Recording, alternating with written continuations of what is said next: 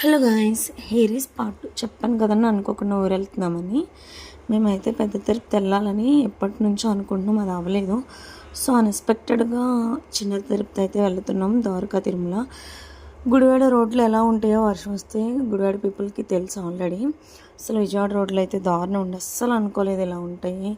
అసలు ఎంత భయపడుతూ వచ్చామో, ఫుల్ వర్షం అండి, తడిచిపోయాం. దర్శనం అయితే అయిపోయింది. ఇక్కడ షాపింగ్ చేస్తున్నాము. జనం అయితే ఖాళీ లేరండి ఫుల్ వర్షంలో కూడా. నేను బార్గెనింగ్ బాగా చేస్తానండి, 100ది 20 30కి వచ్చేలాగా. ఇక్కడ మళ్ళీ ధూప్ స్టిక్స్ అవి తీసుకున్నాం. ఫుల్ తడిచిపోయింది, అస్సలు అనుకోలేదు ఇలా ఎప్పుడు ఇలా అవ్వలేదు. ఇంత వర్షంలో ఎలా ద్వారకా తిరుమల.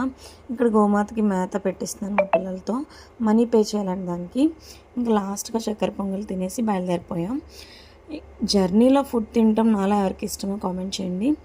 ఫైనలీ అవుట్ఫిట్ అండి, ఇదే నా అవుట్ఫిట్. ఎలా ఉందో కామెంట్ చేయండి. Bye bye.